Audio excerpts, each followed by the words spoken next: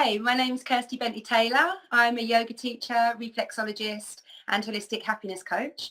I'm really excited to be here on the Conscious Consumer Network, talking to you guys about everything that I do, the practices that I implement in my life so that I can try and keep a balance and keep happy.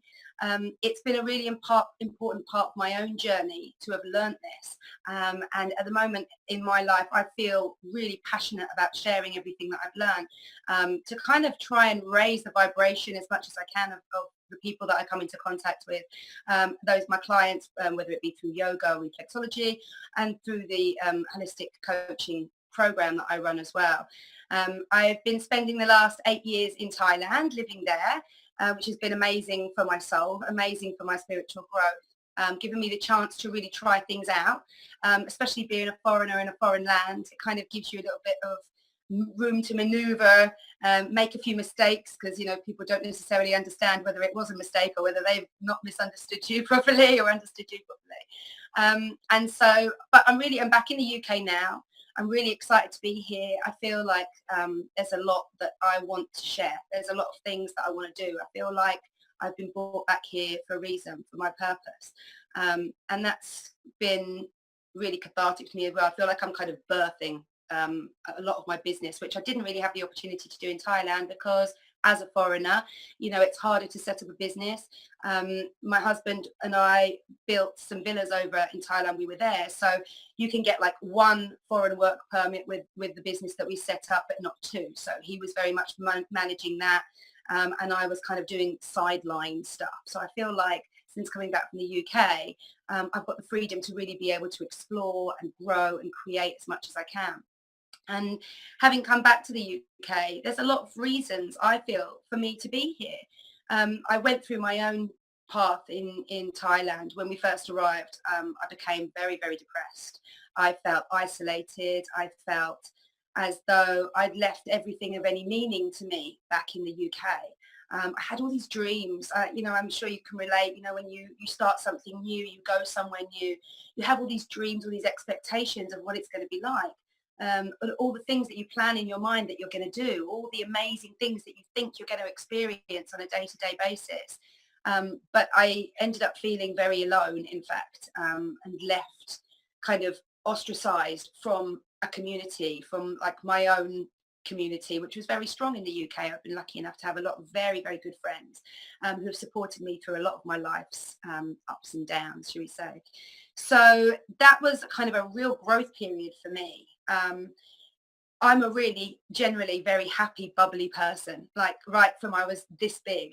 My dad's called me Bean because I was always jumping around and full of energy, and I've always been somebody who has expressed myself very vocally and physically with a lot of energy, which has led to a lot of things in my life. A lot of people can really identify with that, and they enjoy the energy. They like to be around it. They like to be around me. Some people seem to feel very threatened by it as well.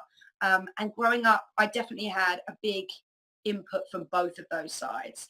I remember feeling as a child, when I was constantly told to be quiet in school, and, my granddad he had a hearing aid, and, back in the 80s, they weren't as good as they are today. And it felt like every time that I opened my mouth, he would sort of wince and pull back because I was just too loud. And it really made me feel as a child that I needed to shut it down, that I needed to take it down a level, that I needed to sort of stop being me on some level. That impact that had on me, I still feel today. I'm still working through things like that. And it was compounded by school, like not being able to talk through school, being sent out of the classroom, before I'd even sat down some days, because it was guaranteed, but as far as the teachers were concerned, that I was going to be disruptive, that I was going to chatter away. So, there were lots of reasons for me to kind of tamper myself, to begin to adjust myself, because of what was acceptable in my outside world.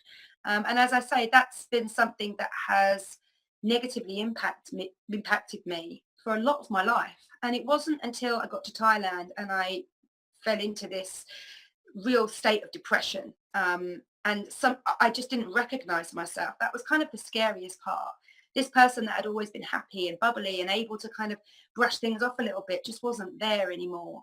And it became, for me, really a question of trying to find myself in amongst the crazy that was a foreign country to me that time.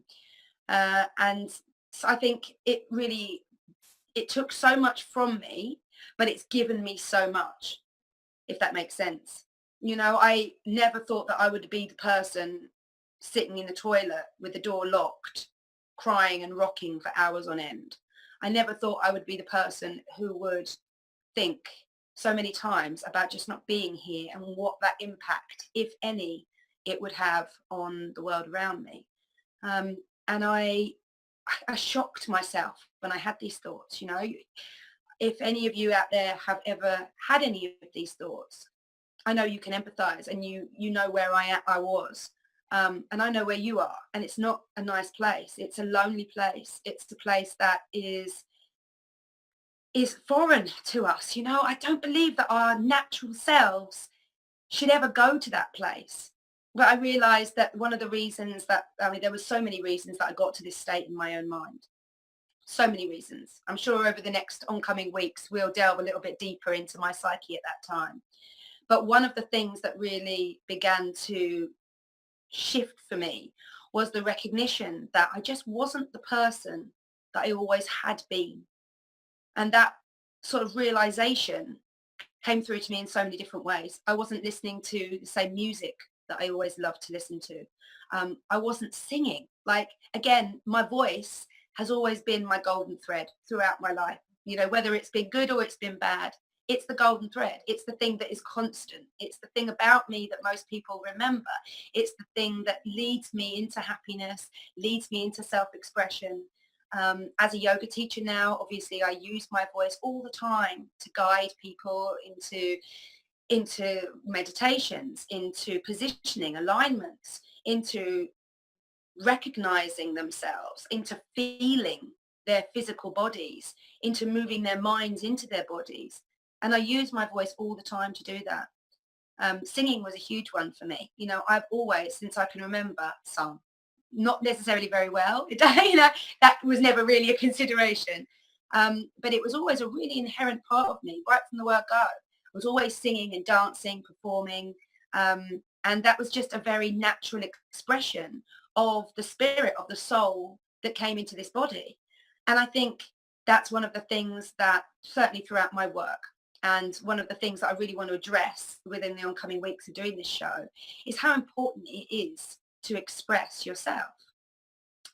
So one of the things that I managed to do when I was younger as well was get out and sort of travel around the world. I bring this to this point initially because it's really the beginning of my yogic path. Yoga, ironically, has kind of always been in my life. My mum, I remember doing yoga when I was like 4 or 5 before school. She would pick me up from nursery and we would go to a yoga class, and I would sit with my back against, it was kind of this Presbyterian church with wooden walls, and I would sit with my back against the wooden walls that led down into a wooden floor, and my mum's mat would be out beside me, and I would kind of just sort of sit there watching her, and then gradually kind of, you know, beginning to go a bit like that and begin to fall asleep. And I just remember it being a very relaxing place, very relaxed, easy for me to be quiet, which, as you can tell, it's not hard for me to talk.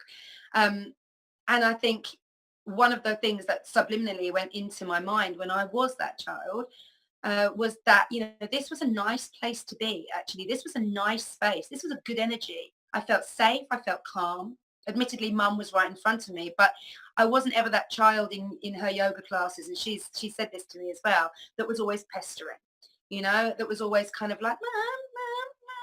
I wasn't. I would just sit there and let her get on with what she needed to do, and just chill, just relax. So yoga's kind of was in my subliminal psyche, if you like, from a young age. But it wasn't until I got to Australia when I was about 21 that I really began to explore yoga physically. I was feeling like, after all the traveling and carrying around my backpack, I traveled through Southeast Asia for about 18 months, just under 18 months before we got to Australia. And, you know, my back was feeling it. Like I was carrying and carrying and carrying all my souvenirs. I was going to send them back from Australia because I thought it'd be safer than it would be in Asia. Didn't want anything to get lost, you know. And so I would be carrying this around. And by the time we got there, I was kind of feeling like, oh, you know, this is it. It's been heavy for a long time now. And so I decided that I wanted to do some sort of exercise. I wasn't at that time the sort of person who really took to going to the gym. There was a lot of physical issues surrounding that, you know, like again, kind of weight issues for girls in the 90s, or certainly for English girls in the 90s. You know, the pinnacle of adoration was Kate Moss. And I'm 5'2", just under, and quite a curvy girl. So to be like Kate Moss, to aspire to be like Kate Moss for me was just never going to happen. And as she was kind of held on such a high pedestal, as were all the girls who naturally looked like her, or so it felt in my mind, you know, I began to really kind of go within myself in terms of my physicality, not physically confident at all, didn't like to do exercise and stuff like that because I was always conscious of myself.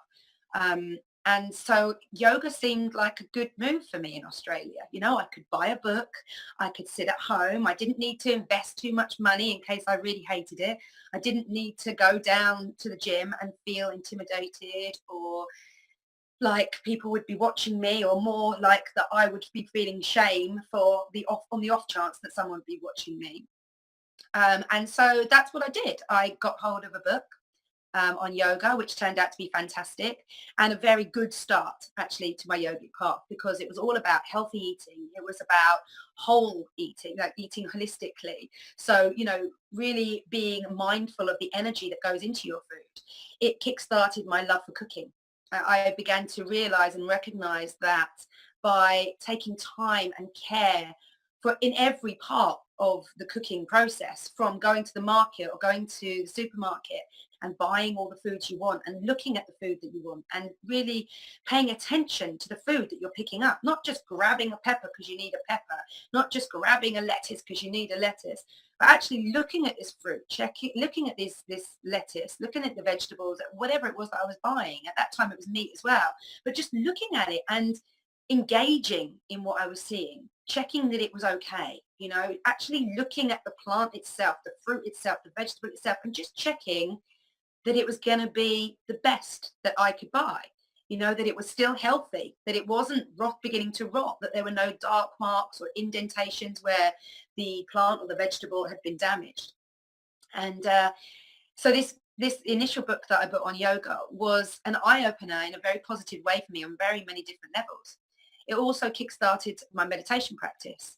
I'd never even thought about meditation before, and I really wasn't wholly sure what it was all about anyway. And for a very long time, I sat with my eyes closed, just wondering what it was that I was really supposed to be doing. Am I doing it right? Is there more to this than just kind of breathing and letting go of thoughts?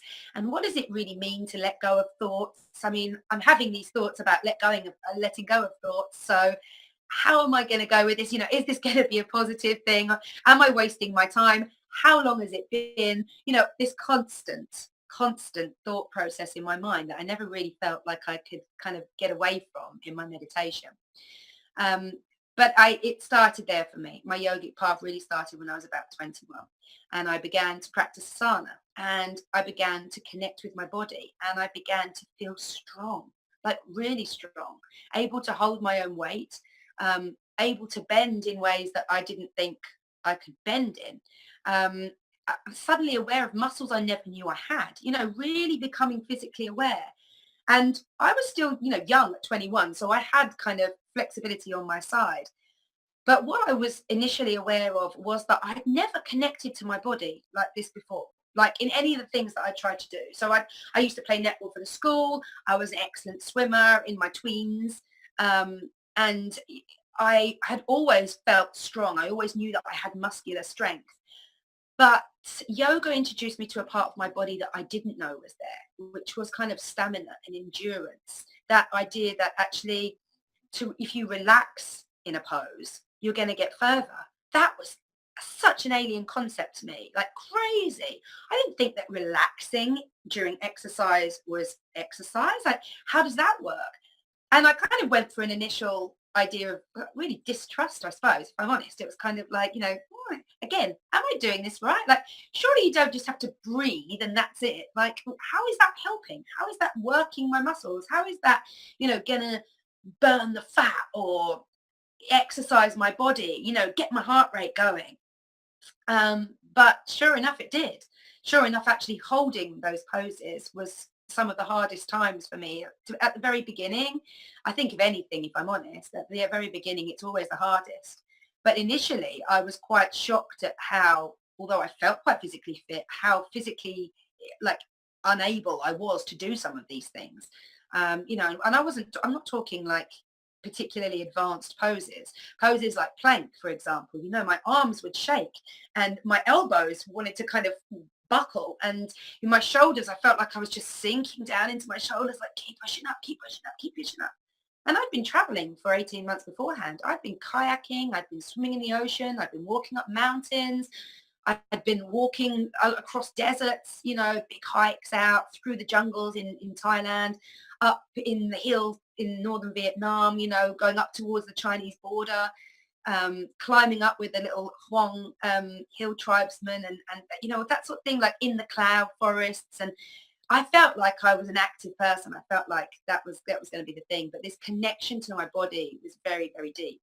And I've never, to this day, lost the want to keep finding out more, because there's just so many layers to yourself. And this is one of the things that I think I really love to focus on with my work.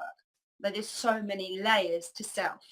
And I honestly think that the more we develop ourselves, the more layers begin to unfold and the more we begin to kind of almost put more layers on. It's like this constant cycle of growth, which is fascinating, fascinating. I mean, you spend all day in your mind, right? In your mind, in your body, in your heart, in your soul. You spend all day in these places if you're aware of it. And to be able to find out a little bit about yourself that makes you understand yourself a little bit better, that makes you sort of go, yeah, that's why I do this. Just keeps coming at me constantly through awareness, through movement, through meditation, through the yogic path generally. And as I began to really fall in love and gain a real passion for my yoga, so I realized that this was something that could come with me wherever I was. The physical part of yoga, the asana practice, my meditation, certainly I was doing it on trains. I was doing it on buses, like long buses, long bus trips. And I would just close my eyes. And, the majority of people around me would do exactly the same thing, fall straight to sleep. I would close my eyes, go inward and just begin to focus on one thing, which I know now this is kind of like your pratyahara, withdrawing of the senses and just going into one thing, dharana, which is a path that I didn't really recognize at that time. I wasn't learning about that part from my book, but I just naturally brought myself into my own mind, and began to just focus on the one thing, the movement of my body, the gentle movement of my body as either the bus or train or car, or whatever it was that I was kind of, whatever vehicle it was that was transporting me, whatever rhythm that gave me. And I found a lot of peace in that. Certainly the journeys went quicker, and the sleep was deeper. My boyfriend at the time was always like, "Oh God, you can just sleep anywhere." And I kind of was, like, okay, that's good. Yeah, that's a good thing. I can. And I think a lot of that came down to sort of calming my mind beforehand. So yeah, my yogic path really started in Australia. But then it came with me everywhere that I went. And like I say, it wasn't just the asana practice, it became the meditation. And as those two things deepened, so my interest in what the other parts of yoga were really about. I'd already read about the nutritional side of it, how whole foods were really recognized by the yogic community as being the way to go, the healthy way to look after your body, to nourish your body. I then became interested in Ayurveda and the health system that was passed down by the sage Patanjali, alongside yoga asana or the yogic system. And it really began to open up for me as a subject, if you like. I was still studying it at that point. I still felt like I was just learning about it. There was not really too much practice. There was a lot of interest. There was a lot of reading, but I wasn't really taking any of that knowledge and putting it into physical practice or mindful practice within my life. And then I stumbled on the Yoga Sutras of Patanjali through this sort of stuff. And reading those, reading all the different sutras, which are kind of threads. He describes them, Charles Johnson, who I love to listen to on audio, or not him specifically, but his work regarding the Yoga Sutras of Patanjali. The way he explains things makes a lot of sense to me. I've listened to a lot of gurus talk about the Yoga Sutras of Patanjali. Initially, I listened to a lot of Indian gurus, and obviously BKS Iyengar as well. If you're familiar with yoga, he's written a whole book explaining the sutras, really kind of going into detail about the way he would translate it. And I found that fascinating. It was amazing. And it was lovely to read from somebody who, in their own mother tongue, if you like, or the closest that we have to mother tongue from kind of 8,000 years ago when yoga was passed down in this grammatical form. It's fascinating, and I felt like it was a real eye-opener to what these sutras meant, because I just read them as sutras, kind of like some of them are just like one line, Then this American guy, I think he was, Charles Johnson, who had lived in India and studied Hindu texts and kind of Indian culture, as well as obviously yoga in the Yoga Sutras of Patanjali. The way it was explained to me through his interpretation really resonated. It suddenly became easy for me to understand. It was suddenly back on my level. I think probably because he was a Westerner, if I'm honest. It's kind of that thing that some things always just get a little bit lost in translation. It doesn't matter how well you speak Spanish or Thai or English or French or whatever it is that, it doesn't matter how well you speak it. There always seems to be just a little bit lost in translation somewhere along the line. And I think, when you hear things explained in your mother tongue, it resonates a lot quicker, a lot easier, on a slightly deeper level. So anyway, my study became based around his works, because it just felt like I recognized exactly what he was saying. And I began to learn about some of the deeper philosophies of yoga and how yoga as a lifestyle, as a system, as a principle, is not really something that can be accomplished in this lifetime. It's actually something that will guide you through this lifetime. It can guide you into health. It can guide you into happiness. It can guide you into freedom, soul freedom, not feeling tied down or weighed down by some of the things in life that, for some seems so important and for others seems so trivial. I mean, that in itself, that paradox itself is obviously something that, if you look deeper into, it's just all about perception. And that was one of the things that kind of came through to me. I was just suddenly like, wow, I feel like I get this, and it resonates. It rings so true, that you can let go of these things, let go of these ideals, and it would make you feel freer. Like, one of the first things that it made me recognize really was that it was far more important to have a healthy body than a body that looked like something else, that, like it was determined by somebody else. The ideal was determined by somebody else.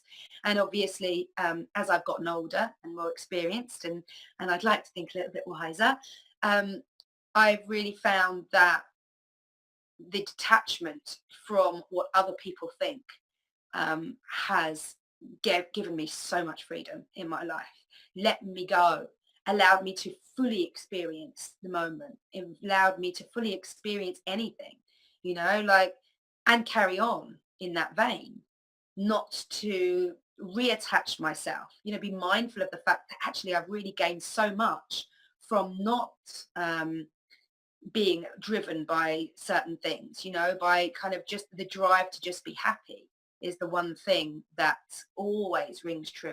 I don't want to be attached again to nice clothes, nice cars, those sorts of things.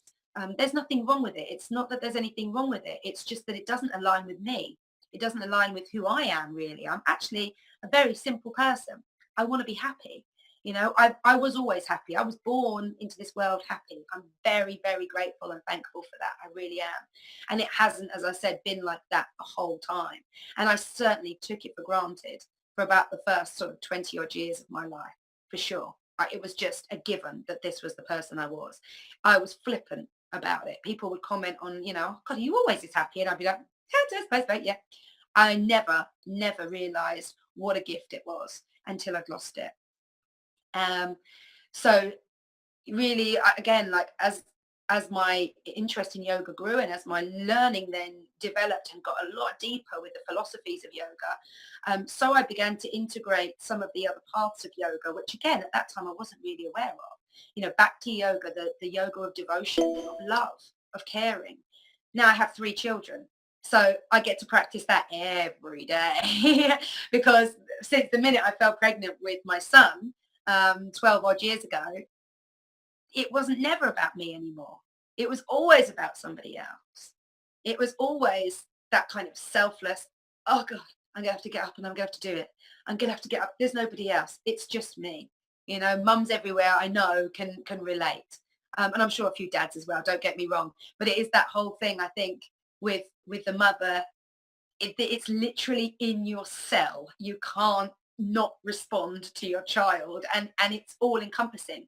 It used to drive me mental if I couldn't get to my son when he was crying, for whatever reason, whether I was sitting on the toilet and for example, when he would kick off and I just couldn't urinate quick enough. I know that sounds awful, but it's just like, oh God, the panic would set in, the breathing would start to get like shallow and quick. And until I got to him and held him and felt like I was doing something of some, importance that was going to help him out here, I would still keep feeling like that.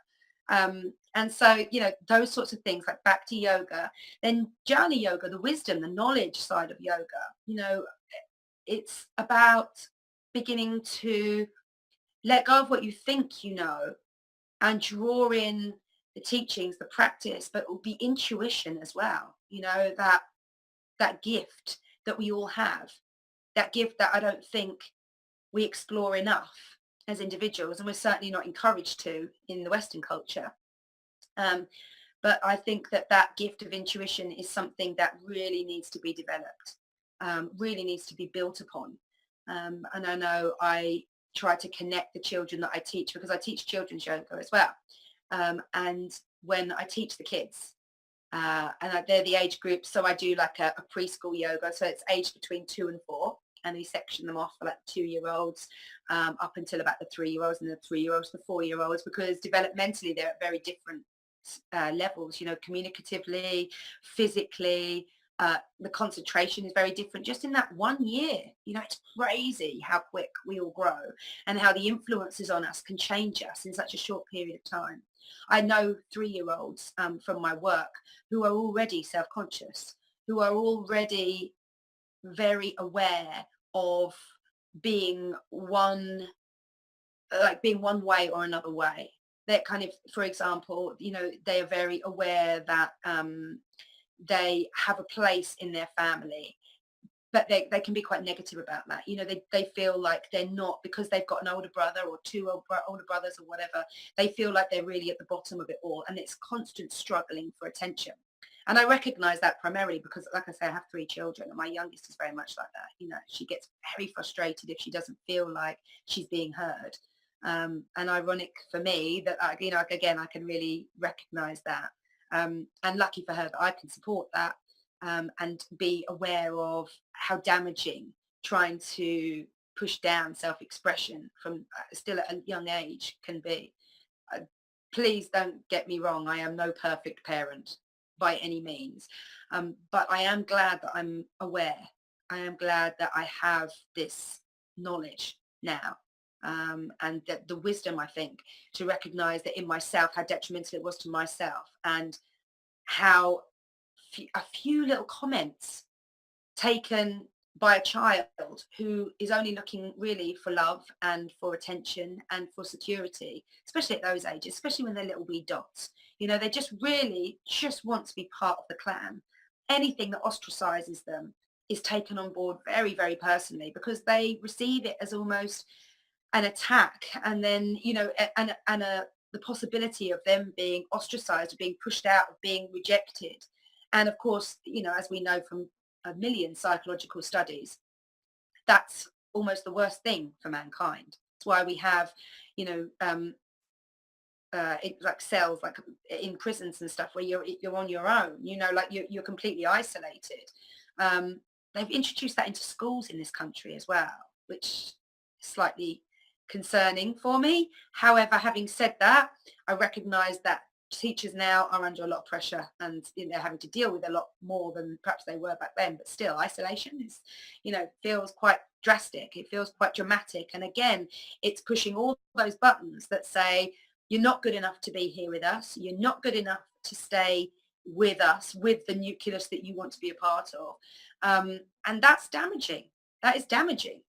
We also know that, as much as we know that to isolate a human being is a real form of punishment, we do know the damage and the effect. We know the karma of that, and so I think it's very important that mankind moves on and moves forward with intelligence and wisdom, with jnana yoga as its core, really, like learning from all the mistakes that we've made for thousands of years.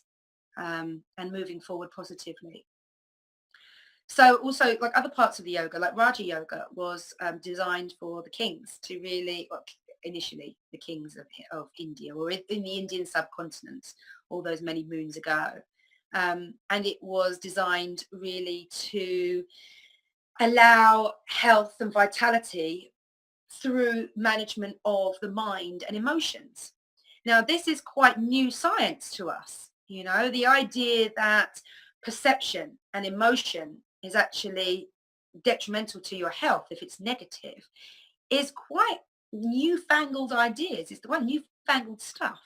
Back then, not so much. Again, like all the ancient knowledge is so relevant still with yoga. I think that's why it's really become such a passion for me, because there's just no dating this stuff. It doesn't matter when they say that yoga came about. The fact of the matter is, it came about through high intelligence and a great knowing and love as well for mankind, for the people that we all are. So that's, to me, I think one of the most kind of important things to take away from yoga as well, that it's not just asana, it's not just meditation, it's not just mindfulness. There's all the integration of these things into your life. There's the integration of the idea that mental and emotional health is just as crucial to ourselves as putting the right foods inside your body and exercise. Actually, just to divert quickly, I read an amazing, about 5 years ago, when I was trying to bring myself out of my depression in Thailand. I was introduced to a guy called Dr. Bruce Lipton, who I'm sure you will have heard of, or if you haven't, get familiar, because he's like such a dynamic guy, first of all, like sort of person that you see on YouTube and you're like, oh, I love him, he's great. Very, very energetic, very passionate about science. My dad's a scientist. Well, both my parents are scientists. My mum's a sociologist, my dad's a biochemist. So I was brought up with the idea of kind of social science, the science of society, how we all behave together, and the communal aspects of it, different political views, the influence that would have on society. And then my father's side, the biochemist in him, would always be explaining to me how the natural world worked and catalysts for conversion and stuff like that. And both these sciences brought me up to kind of always second guess everything. So, it has to prove itself to me a lot of the time for me to kind of really believe in anything. And so from that state as well, I love the fact that Dr. Bruce Lipton was talking to me on a level that I could really understand right from the word go. So, like I say, it's the way I was brought up. So I feel very lucky that, things like scientific terms and stuff don't really faze me. And I've heard a lot of the terminology before. But he talks about the biology of belief. This is one of his books. You can get it on PDF, free PDF download, I think, and you can definitely watch him talk about it on YouTube, various mediums, various kind of conscious consumer networks again. And he talks about how your cellular health is positively or negatively affected by the environment around it. And the environment includes your emotional self, your emotions, the energy and the emotions that pass through your body, and how your emotions and the energy that passes through your body is influenced by the outside world. And it comes back to your perspective. I remember when we were moved to Thailand, we moved to a place called Krabi, which is on the west coast, and it's beautiful. But had you asked me 8 years ago what Krabi was like when I was in my depression, I would have said, yeah, it's all right, it's hot. I couldn't see the mountains. I couldn't see the beauty. I couldn't see the green of the leaves. I couldn't see the sparkle of the sea. You know, my perception was just not there. And it, when I look back on that now, you know, since I've really connected with the nature over there, and it's been my savior, and it's allowed me to cry and to laugh and to feel joy and to feel a connection deeper than I'd ever felt anywhere else. You know, that's quite scary. That's kind of how disconnected from spirit, from my soul, from the oneness I was at that time, from the universe, if you like, that I was at that time.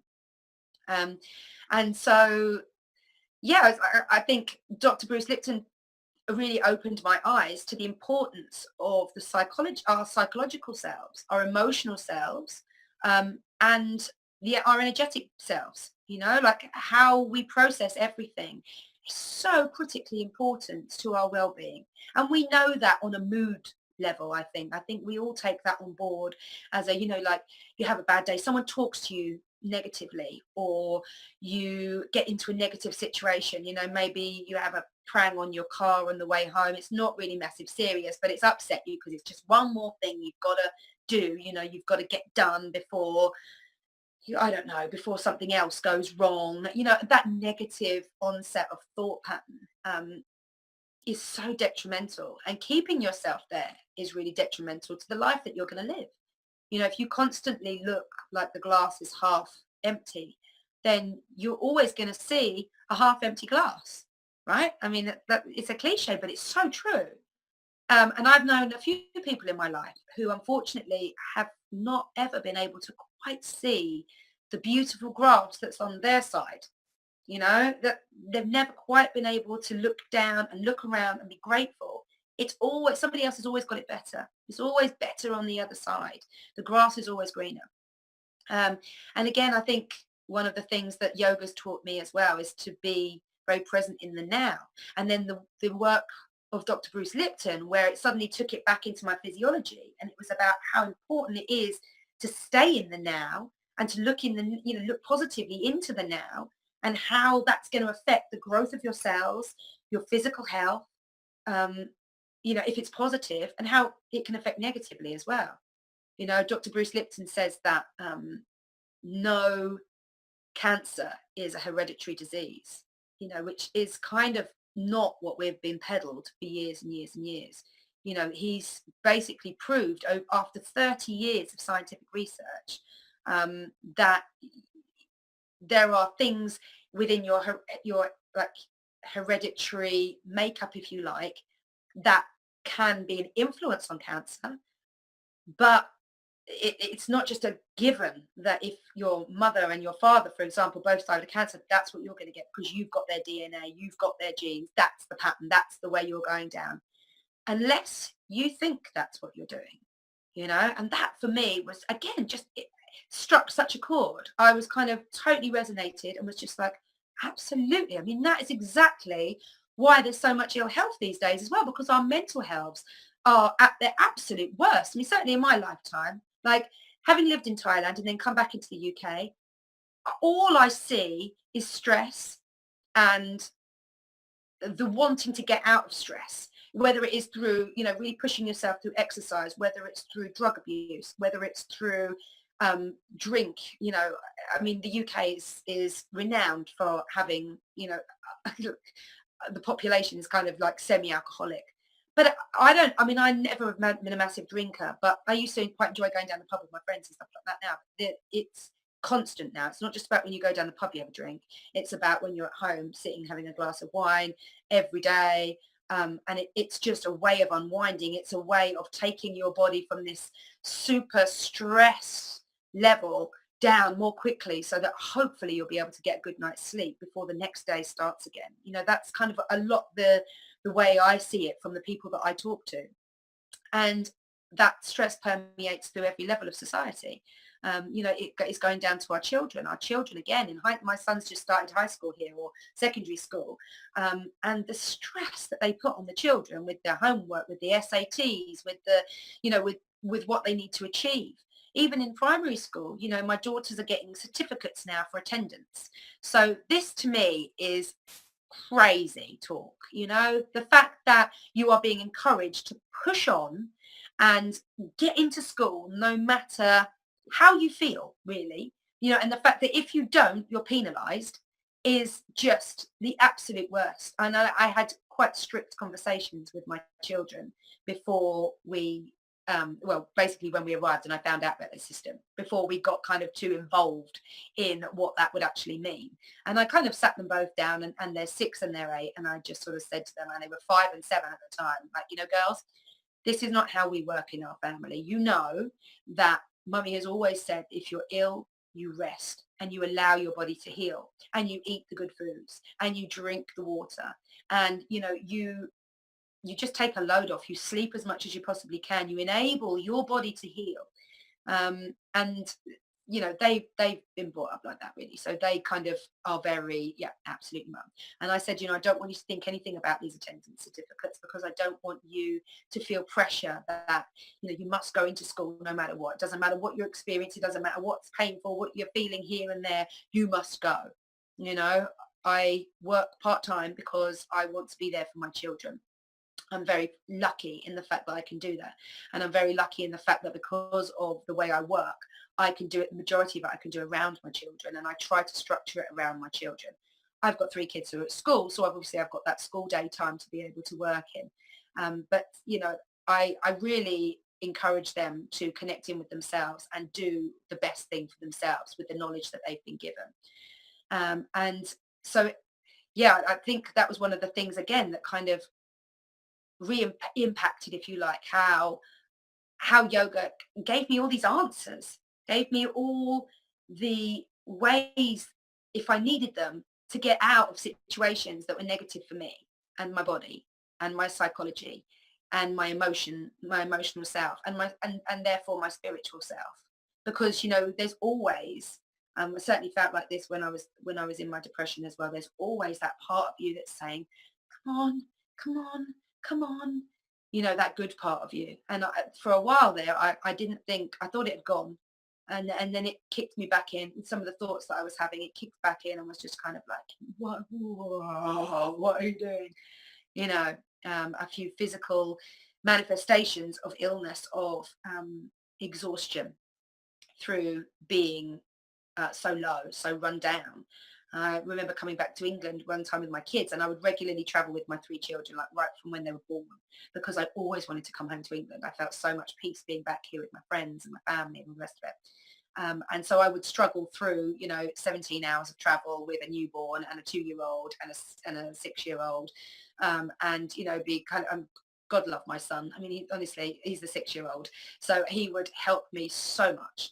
And my middle child was quite demanding, and my baby at the time was obviously a baby, so very needy as they tend to be. And I found that when I came back one time, I felt exhausted. And I had people reflect that back to me. You lost a lot of weight, Kirsty. You okay? This, that, and the other. Yeah, no, I'm fine. I'm so glad to be home. This is lovely to see you all, and la la la. But I got these boils on my knee, on both knees, and on my kind of upper inner thigh. And I didn't know what they were. They started off as just being tiny little kind of spots on my knees, but within about 3 days had gone from being tiny little spots to big inflamed balls of, putrid flesh type thing. I went to the doctor here, and he diagnosed clinical depression. He said to me that he wanted me to come back the next day, and I was like, huh, no, I can't. I'm flying back to Thailand tomorrow.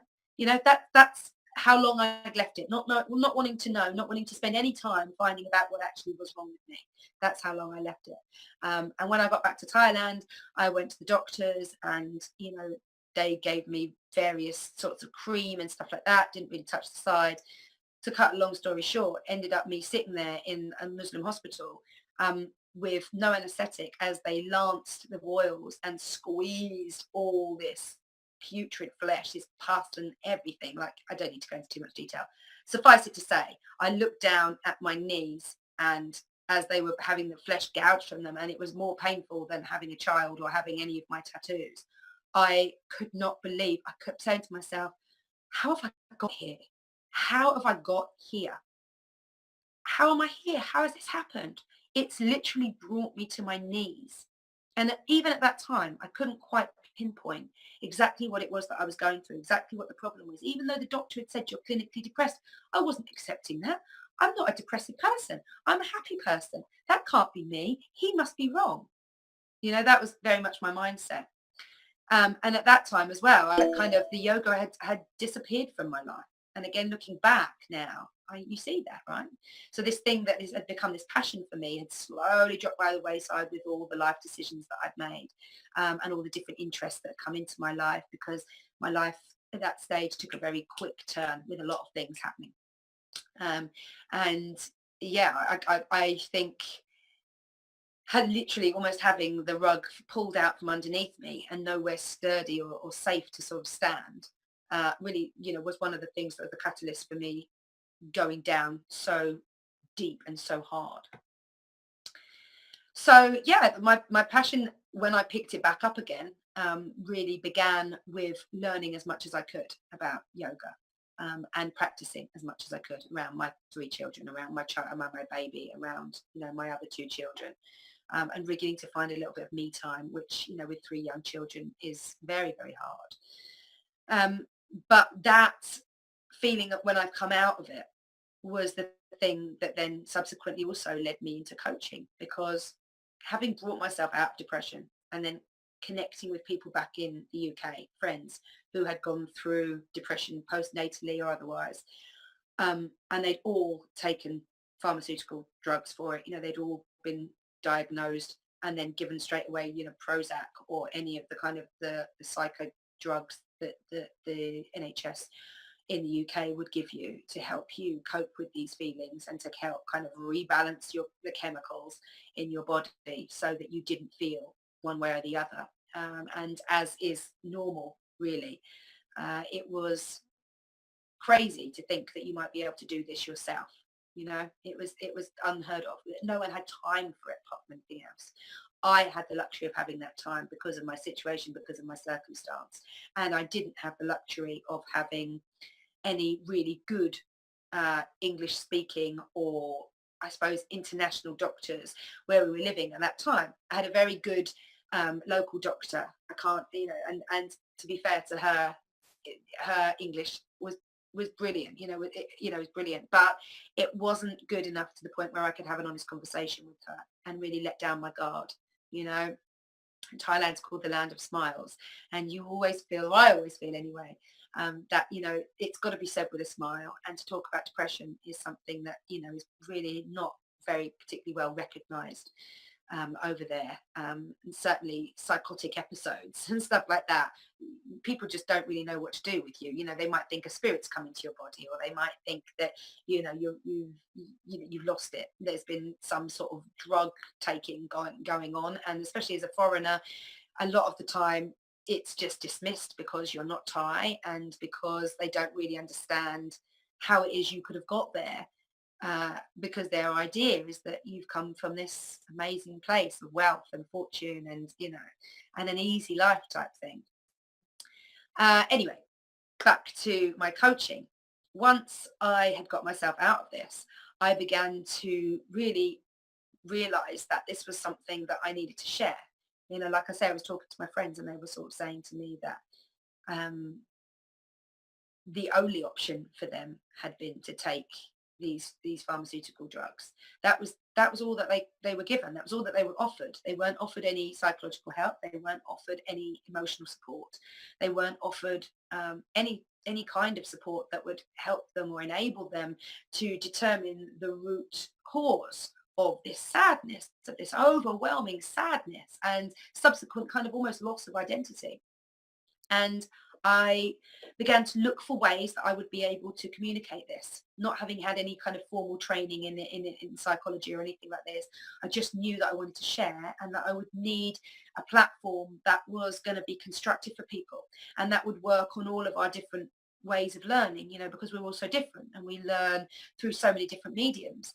And so I wanted to find something that would enable me to share this with the world, no matter what age you were, no matter kind of what culture you were, just being able to tap in to the ways that human beings learn and being able to share all that out. And I had when I was staying at one of my friend's house in this trip back to England, there was a big pamphlet on life coaching popped through the door. And I was just picking up mail for my friend that we were staying with at the time, picked it up, kind of just like organizing it, and picked up this big pamphlet thing and very blatant on the front, life coaching. And I thought, what's life coaching? What's that all about? Sounds good. Sounds interesting. Sat down, started reading all about it, and started thinking about, this is the sort of platform that I need. This is actually a positive thing that has, a positive way of looking at your life, which enables you with tools, which enables you accountability, which enables you to really take a good long look at yourself. And it reflected back to me that actually I don't think I'd done that ever, like in my life. Like I don't think I'd ever looked directly at me and seen the things that I might want to change, or seen all the wonderful things that make me who I am. I never recognized that. I never really thought about it. You just sort of trundle on, don't you? So, we're born and you learn and you have these experiences and then you kind of, trundle on through school and school ends up you trundling on through work. And if you're lucky, you might get out of it and do a little bit of whatever, whether it be traveling or adventure holidays or, physical work around with your uncle, maybe, doing a little bit of kind of work experience as a plumber or as a farmer, any of those things. You might have the little gaps out, but they don't really give you enough time to really start to think about and isolate things about yourself that are working for you or not working for you. And so again, reading this thing on the life coaching, I began to suddenly realize that, yeah, I mean, this could be the way forward. It didn't tick all my boxes. It wasn't, that's the answer. There we are. But it sparked my interest to find out more. And I did a life coaching course and I enjoyed it. And it helped me so much, like crazy. And I decided that although, again, it wasn't everything that I felt like I needed, it was a blooming good place to start. And it gave me an idea of putting structure into my life. And it reflected back to me the importance of taking little steps to get where you want. And I already knew this through my yogic practice. I already knew, how to move from kind of a beginner asana, if you like, into an intermediate, how you then had to practice for like months and months, sometimes years on end, before you would be able to move from intermediate to advanced. That gap for me has been huge. I know it's not for some people, but beginner to intermediate felt like just a beautiful transition. From intermediate to advanced has been all about me letting go of things. And again, so deep, crazy. Who would have thought it? And then I found out like about this life coaching, and it just paralleled all that for me, which felt great. It felt like I was beginning to shift parts of my life into some sort of order, into a way forward, into something that I could then serve, if you like, out to other people and try to help them, because I never wanted anybody to go where I'd gone in my mind, and as I began to accept that it was depression that I had been dealing with and that I'd been experiencing, that I'd been living with for about 3 or 4 years, slowly going down, I began to read more about it and began to read more sort of testimonials and blog posts, and also stuff from doctors and psychologists, people who dealt with people with severe depression and been living with it again for years and years and years. And I just don't want it for humanity. I just don't want this for anybody. No one should have to feel like that. No one should have to be in a place of such darkness, without feeling that there's anybody there. And so I decided then, once I'd done my life coaching course and come out of it, and that it had played that in so many parts of it that I could marry with yoga, my existing passion, that this was something that I needed to work on. This was something that I needed to kind of make my own, that I needed to transfer my experiences into. And this Happy Guru, which is kind of my little umbrella name, if you like, for all the things that I do, was born. And that came to me in meditation. I decided that I was going to meditate on the name for the whole thing. And it was just kept coming to me. I dismissed it initially. I was kind of like, oh, that's a bit soppy. Like, and first of all, I don't know if I like the word guru, because for me, a guru is, this wise, amazing Indian, always Indian in my mind, Indian guy who has lived like a hermit in the top of the Himalayas, who has connected deeply with everything and has almost channeling, wisdom down from the universe. And then I went to India and they told me guru was just kind of another word for teacher, and that, in their language, it's quite commonly used. Although it is held, with a great amount of authority and knowledge. So I'm not sure that I quite live up to that. But happiness, I'm back with that now. That's I could teach happiness for sure. For sure. And I love to do it, and it comes from me, and I'll share that energy with you. When I work with you, if I ever work with anybody, that's one of the first things that I share is the joy I share from my heart. And I watch how people will go from feeling nervous in my company, not knowing how much I'm going to want from them, in terms of vulnerability, to easily talking and telling me about their lives, because I speak from the heart, and I'm just open-hearted. And I think, again, that to let go of that fear has been one of my biggest assets, and something that I've definitely had to learn. I've just had to learn that I've got to come from me. I've got to come from the absolute essence of me if I want to make any difference, if I want to make anybody trust me, if I want to be able to connect with them as well. And that's super important for everything that I do. I need to be able to connect with my clients, however old they are, whether they're 2 or whether they're 92.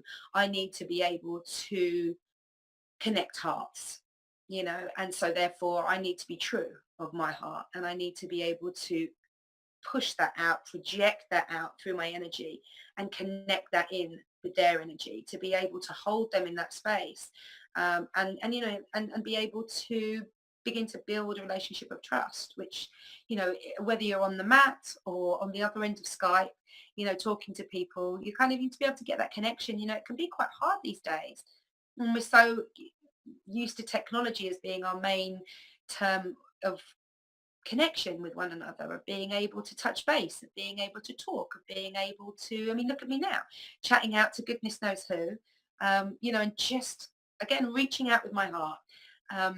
And I think, it can be, the internet's good and bad, right? It can touch you and it can turn you off completely. And I think it's all about how you use it. So just to be able to connect through the internet and to be able to believe that there are people out there, especially for me right now, is very, very important. But it's that heart connection that I think we all need to find with ourselves first. And again, draws me back into the work that you do coaching, the work that you do with yoga, all of it, the way you begin to live through the yogic principles, the way, it becomes suddenly about what you can do for other people over what you can achieve and hold on and grab, if you like, for yourself. It becomes about detaching all of that, actually, and just going out there and doing whatever you can for those people who need help. And there are always people who need help, right? Always, through every walk of life.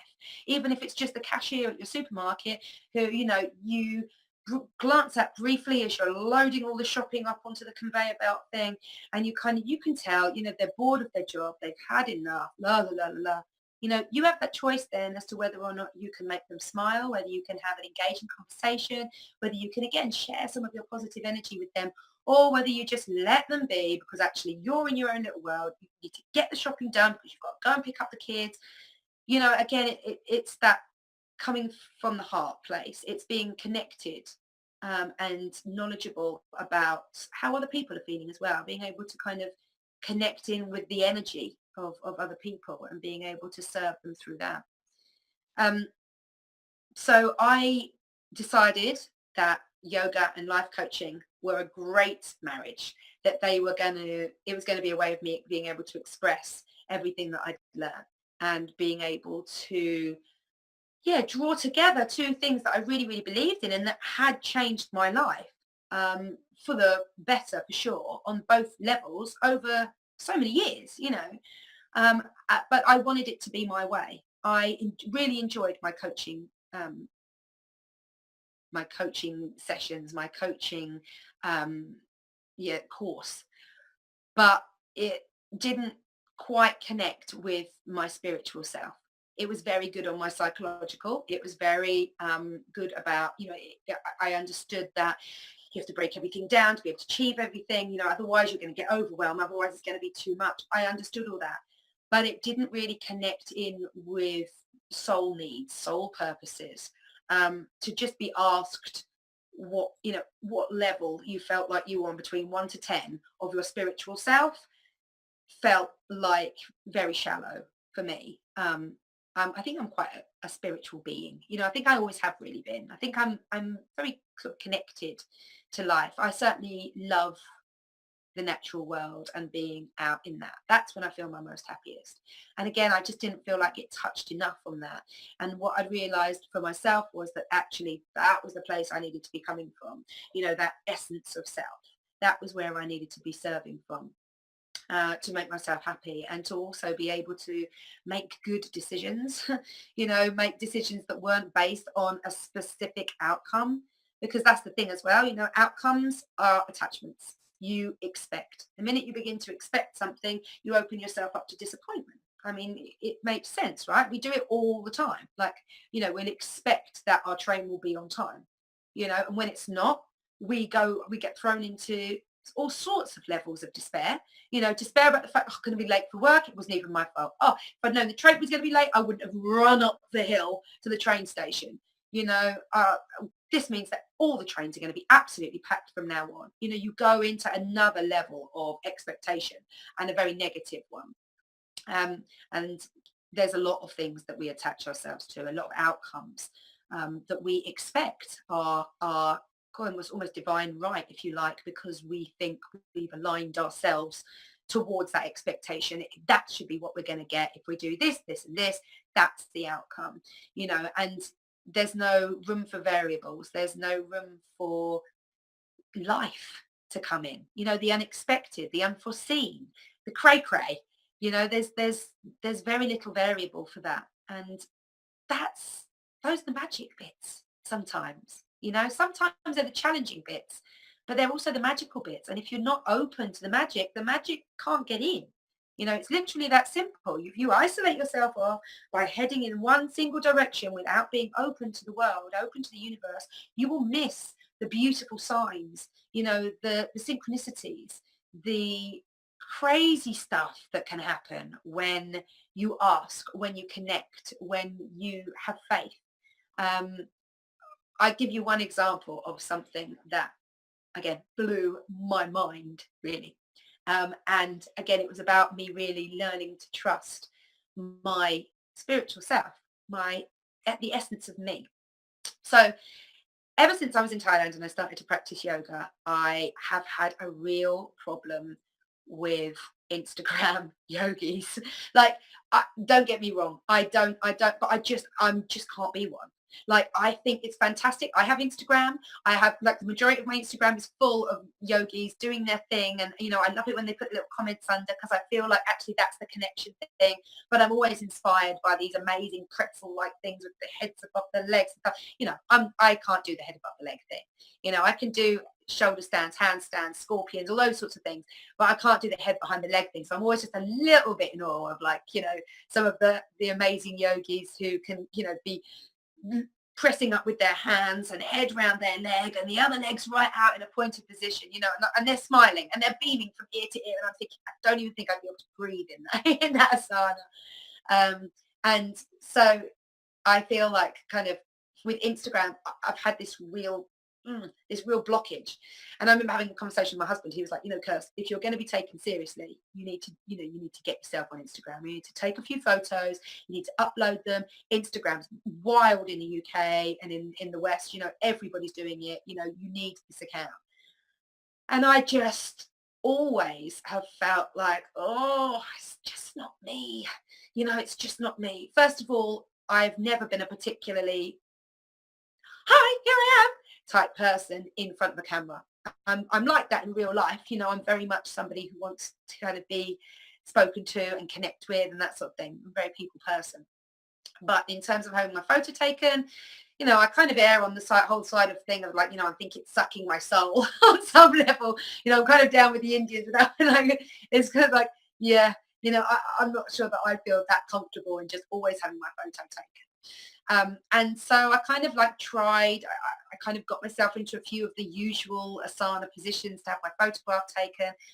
Felt like when I saw the photograph, I just looked uncomfortable because in truth, I was uncomfortable, and I kind of decided in my heart that I was just never going to be one of these yogis that was full on Instagram. There's other ways of being able to share yoga without constantly looking the part and demonstrating that you are what you say you are. Primarily for me, yoga is a very internal practice. In fact, not just for me. Yoga is an internal practice. It is the development of self in its unity. That's what it means, unity, and everything that you do in whatever paradigm of yoga, you are going to find that it just brings you back to yourself and there's no getting away from it. And so again, like to be almost putting yourself on show felt very alien to me and felt like I was moving away from this idea of letting go of the ego, letting go of what I thought I should have, letting go of the idea that the things that I would have would make me something, would make me a better person, would make me better respected, would make me more popular, would, all these things that the ego tells you need, to be accepted, to be loved, which again, like we said about the children, that's the ultimate thing, for humans, is to be accepted into the tribe, is to be in that sort of protective environment, no matter what sphere it's in. And so, yeah, I became a little bit kind of disillusioned. I began to doubt that I actually could turn the yoga and the life coaching into something that would, enable me to project it out to the world. I began to feel like I didn't have it. I couldn't cut it if I couldn't do what all the other yogis were doing. And then I kind of had a little flash, if you like, in my mind about actually that's the teaching, isn't it? That's the teaching. That actually this is the little tricks that the ego will play on you. They make it so, it makes it so alluring. It makes it so like you feel like you're going to need it. You won't be whole without it. It's just another little trick of the ego mind. So when I was on this quest to be something like an Instagram yogi, I would take my dog for a walk around this amazingly beautiful place near where we were living in Cowton in Krabi. And it was like a deserted palm field. But somebody at some stage tried to transform it into a kind of a fishing park. So they put in these lakes that were beautiful, like that. I mean, it had been done perfectly. They were these natural rocks, rock formations, and they just dug around the rocks and filled it up with natural water coming down from the stream and stuff. Redirected the stream to fill it so that it would be natural water, natural free-flowing water, so that fish would all be their healthiest for a fishing park. So I used to run my dog around here, and there was a huge mango tree in the middle, and underneath it was this perfectly flat stone, which was about the size of me and about kind of, I don't know, 1.5 meters wide. And it overlooked 360 degrees worth of these beautiful 160 million year old karst mountains. And quite often I would go up there and I would just take a bit of stock, really. Maybe a bit of meditation, but it's hard with the dog because he's always like, let's go running. But often I would just take stock and just sit and give myself a couple of minutes just to breathe and just to take in the beauty of the world and the wonder of it all, and you know, the craziness of the fact that I was in this beautiful place after everything, you know, everything that I've been through in life, and all the choices that I've made and everything, and this is where I was and how grateful and how lucky I felt.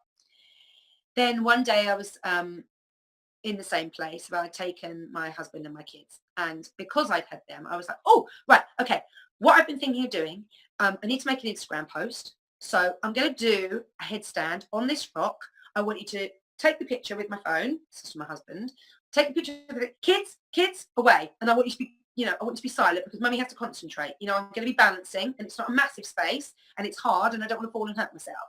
So, you know, away. So they all dutifully kind of backed off and went off, you know, exploring and looking for little things and stuff. And my husband was like there, and you know, I'm trying to do my headstand and my rings. I have my wedding ring and my engagement ring on, and my rings kept hurting my hands as I was trying to bind them to put my head in to do a headstand. So I took my rings off and I put them on the side of the thing. And I just still couldn't do it. I had no power in my core. Now, again, I've never had a problem doing a headstand, and I was shocked, and my ego was very badly damaged immediately by the fact that I couldn't do this headstand. And why couldn't I do this headstand? And you know, how blooming annoying that I couldn't do this headstand when I had my husband there with my camera, that it was a beautiful day, that the lighting was perfect, that it was just exactly as I needed it to be, you know, like anyway, to cut a long story short, the kids then came back through all my failed attempts. I've got pictures of me with one leg in the air and then the other leg coming over here somewhere, you know, all these failed attempts at doing something that before that day I'd never had any problem with at all. And the kids came back, and I was just so frustrated by everything. And when they turned up with the noise and everything, I was like, oh, that's it. Don't even bother. I can't even be bothered. Let's just carry on with our walk. So we got up and walked there, and I left my engagement ring and my wedding ring on the rock. It wasn't until 5 o'clock, it was about 10 o'clock in the morning. It wasn't until about 5 o'clock that night that I did what I do almost hourly now, which is just rub my thumb where my wedding ring and my engagement ring sit. And my heart just went, poof. I knew exactly. It was just like a flash in front of my face. You've left them on the rock. They're gone. That was like literally, my heart sank. I got up. We'd been up, you know, I was sitting there with my husband. He was like, what's the matter? I was like, I left my rings at the rock. Started walking straight towards the car. To his credit, he never said anything. He just went and got the car keys and gave them me. And I went to the rock. And of course, they weren't there. You know, we're talking about the middle of the jungle, really, with Muslim villages all around, with poor rubber farmers. You know, I say poor, rich in life, but poor in finance. Rubber farmers and palm farmers. And they'd gone, and of course they'd gone, and I knew that they would have gone. I just knew it the whole way there. I was driving there, and I knew that they'd be gone. I didn't expect to find them. I hoped against all hope that they would be there. And certainly when I got there, you know, I drove straight up to the point. I looked around everywhere just in case, you know, they'd been knocked on the floor or anything like that. I was looking in the undergrowth. I was looking everywhere, turning over bits of rubbish and stuff that were around there just to see, you know, just on the off chance that they'd been knocked and they'd rolled, but they were gone. I drove home, and on my way home, as I had like about just over a kilometre drive down along the mountain that we live next to in Thailand, and I spoke out to the universe and I said, look, you know, God, if you're real, if you're really there, please, please allow these rings to come back to me. Please, if you're really there, please just do this one thing for me. You know, I don't have many things that I treasure that much. I really treasure these things, please. And I got home. My husband was, you know, amazing, really, really supportive. One of our friends who was there at the time had all these great ideas about, you know, offer a reward, put a notice up, you know, you have to go around all the pawn shops tomorrow, you know, start locally in our local town. And so the first thing that I did was phone my friend Punch, who is one of my bestest Thai friends. She's amazing. and God love her, she walked all around the town with me, local town, crabby town, everywhere our name. We went to all the jewelers. We described my engagement ring specifically because that was the one kind of, with the diamond, with the thing that was quite obviously worth, money. Both my rings are kind of white, they're white gold, so they look like silver. In Asia they wear they're really yellow gold. And so I kind of was hoping, again, beyond hope, that, they'll just think that perhaps they're dress rings, or, they won't think they're as valuable as they are. Anyway, we walked around all the pawn shops and everything, and gave out numbers, and gave out, the idea that we were going to give a reward to anybody who came forward with any information. And that evening, we hadn't got anywhere. Nothing had turned up. No one knew anything. I certainly weren't telling us if they did. And in fact, I trusted everybody that we spoke to that day. I knew in my heart that none of them knew. They were all kind of, oh, I hope you find it, and I'm so sorry that you're going through this. And there was a lot of really nice people, considering that they didn't know me from Adam, and I was just this stupid Farang woman who had lost her rings. Like, what were you doing taking your rings off? Anyway, that night I bought Punch dinner. I just, was like, look, Punchy, I'm going to buy you dinner. Thank you so much for helping me. She was just bereft. She was like, oh, goodness be cursed, what are you going to do? Like, I'm so sorry. Like, I feel like we should do more. Like, maybe there's some more we can do tomorrow. I don't know. Let me have a think. I was like, Punch, let's just have some dinner. And let's just chill. We've put a note up on the mango tree to say that there will be a reward for anybody with any information. You've put your number down there, love. Let's just leave it like that. And, let's just hope that, someone sees it and has, a change of heart, or some luck really befalls me. So at 5 o'clock, literally 5 o'clock, 24 hours later, after me realizing that I had lost my rings, Punch gets a call on her mobile phone. We're sitting there eating dinner, and she gets a call on her mobile phone, and it's a strange number. She's got half a mouthful, so she's sort of, and it was a Muslim farmer from Nisa, a local town near us, saying that his son had found these rings up at the mango tree, and that he'd driven past again today and saw that there'd been a reward for the safe return of these rings. Well, he wanted to tell them that he had the rings, and was the reward still available? So Punch came off the phone quickly, hand over the receiver. Just, he goes, he's got your rings. So panic ensued. Quickly, my husband's like counting out all the money in the safe and everything, trying to get this reward together. I just couldn't quite believe it. I'm grabbing car keys. Punch is grabbing car keys. We were all like, let's go. Come on. He said he'd meet us straight away. When we drove up there, it was like, literally this 3-year-old young Muslim boy, these 2 old, guys that were dressed in, very meager attire, very, very simple people, and sure enough, big smile as soon as we walked up. And I just couldn't help myself but hug them, which, if you know the Muslim faith, isn't necessarily the done thing to do. But I just couldn't help it. It was just such glee and happiness, like proper joy, that was just like, this has to be manifested in a hug, and I just grabbed him, gave him a big hug, and then sort of let go, knowing that he'd sort of, tense, what's this Farang woman doing? But he gave me back my rings, and I gave him his reward, which was just deserved. And I literally skipped all the way home, certainly in my heart, if not anywhere else. But the synchronicities of that day were never lost on me. The fact that I'd asked for help and that I'd received it 24 hours exactly later from when I'd realised that I'd lost it. 5 is one of my lucky numbers. And the fact that it was 5 o'clock when I realised that I lost it, and then 5 o'clock again when I finally got them back, again, just 24 hours later, blew my mind. But it was just, again, a reminder that if you stray into that ego path curse, nothing but bad stuff will come of it. But there's a karma, right? There's a cause and effect. And I felt like that was a lesson that I really definitely needed to learn. And the fact that it was linked to Instagram made me feel really, really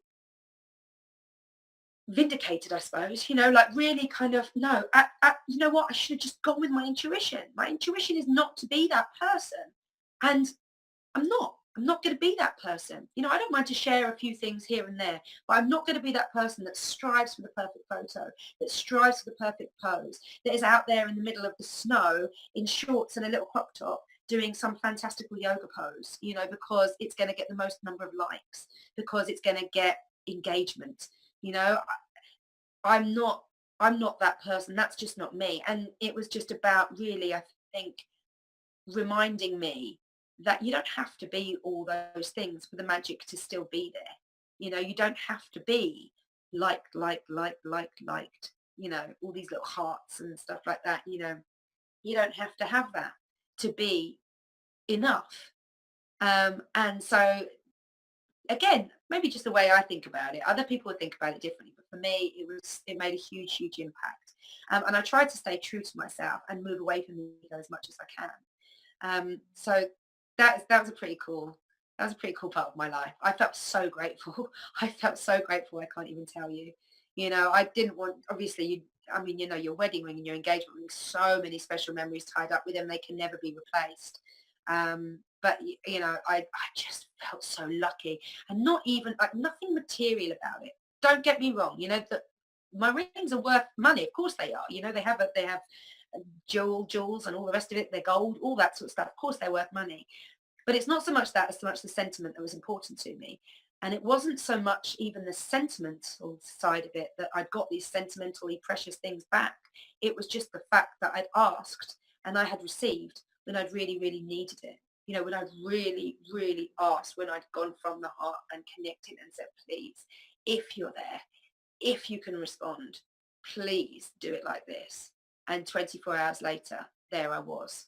And you know, that's going to be one of the things that I tell my grandchildren, you know, when I'm kind of old and sitting in a little rocking chair on the front porch, you know, that's definitely going to be one of the stories that I will recount for them with my own wonder, my own sense of wonder still.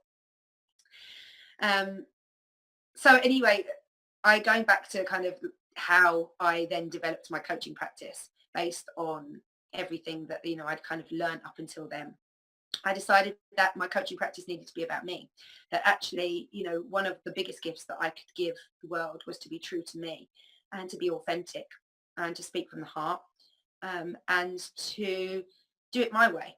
And I've had a lot of problems doing that, a lot, like so many.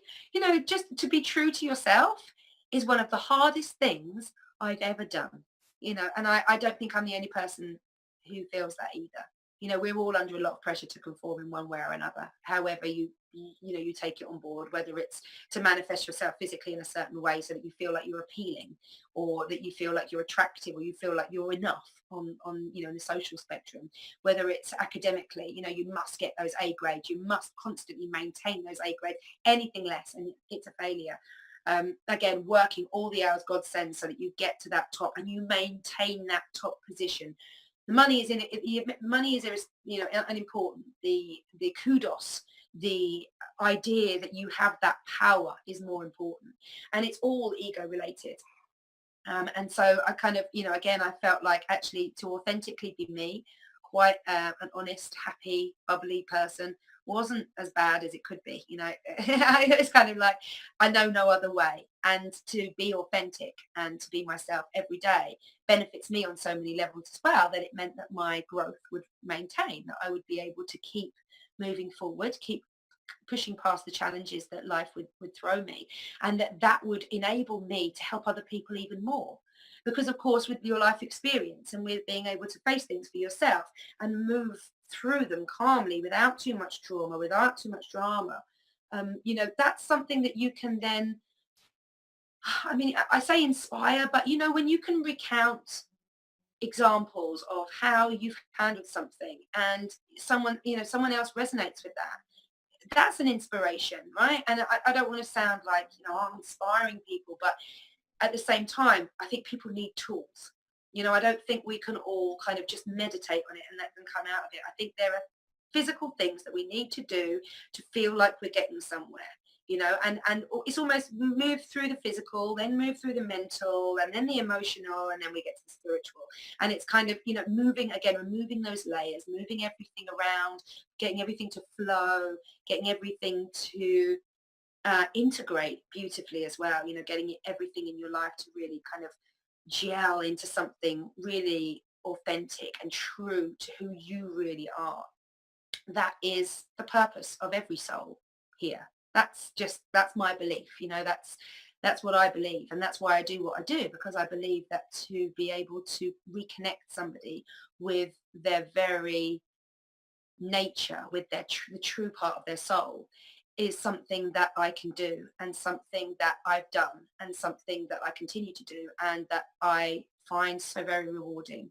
There's nothing better for me than seeing that light suddenly go on when you recognize yourself. And that's what it is, I think, is you recognize, oh, that's true. That is me, that person there.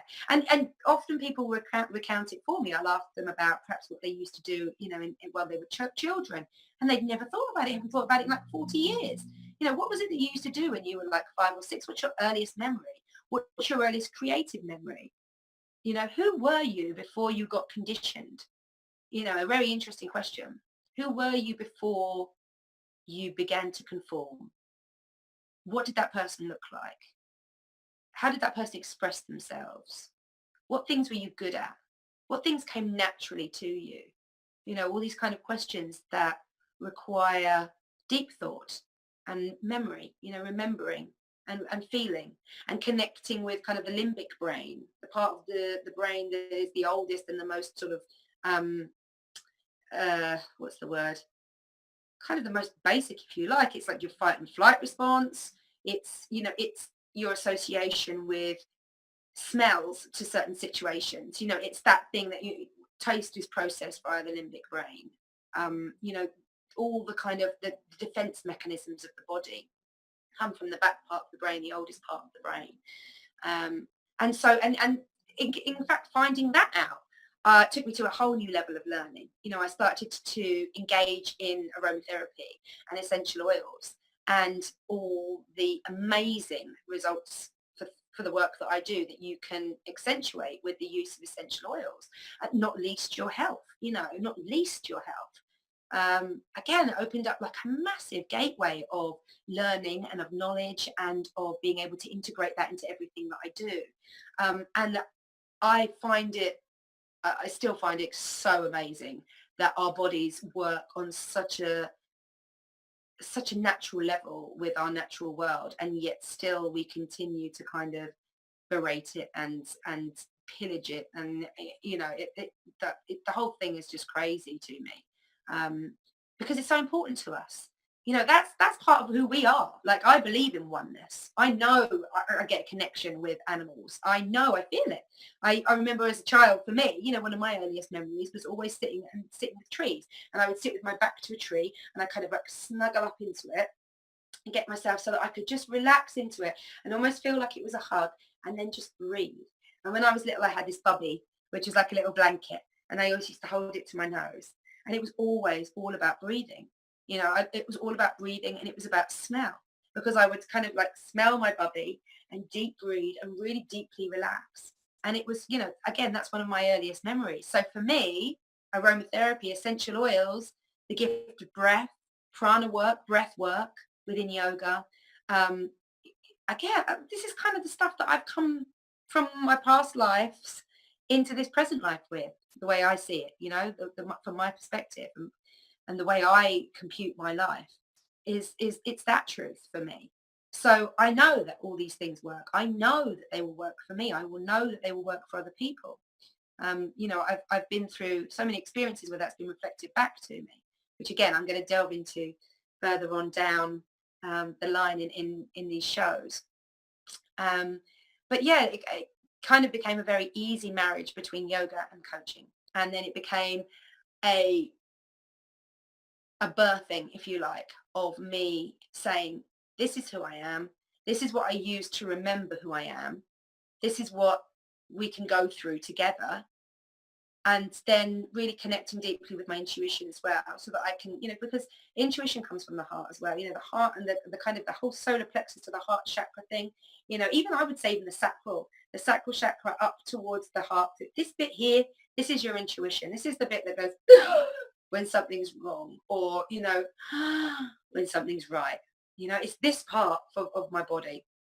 And, again, when you look at kind of, the prana, the energy within you, and you look at the chakras and you look at the meanings of them and that sort of thing, it's all about creativity. It's about being yourself, and it's about leading from the heart. And, for me, that certainly rings very, very true. And I try to express that in everything I do.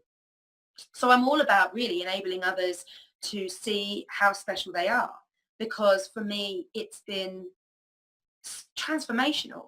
Like, it's affected everything from the way I converse with people, the way I talk to people, to how I parent, how I talk to myself, self-talk, all that stuff that goes on in your mind, how I receive other people, how I process other people's reactions to me and to what I do.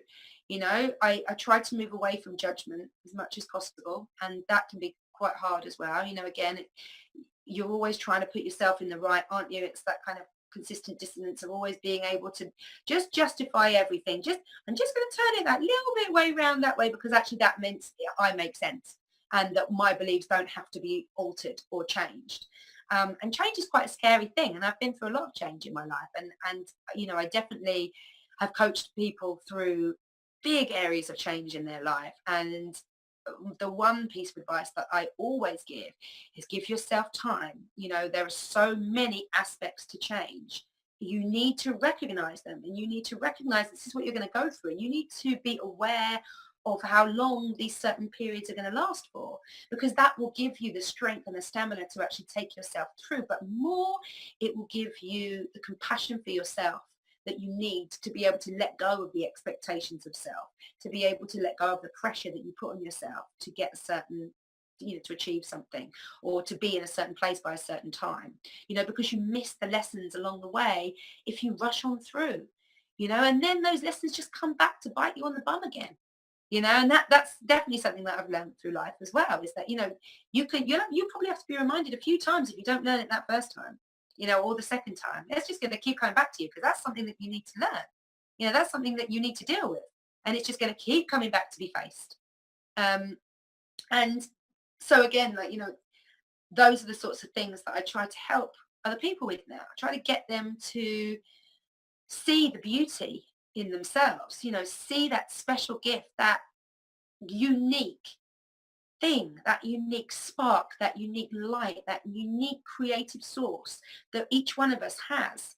That is a gift, it is a gift, and to be pushed down, to be forgotten, to be muted, is the biggest disservice you will ever do yourself. Because I personally believe that that's why we're here. We're here to express that, to be able to share that with other people, because I might be talking to you, and people will be switching off in and out, yeah, I get what she's saying, blah, blah, blah, I've heard all this before. But for other people, it will be a kind of a, wow, okay, yeah, I never thought of it like that.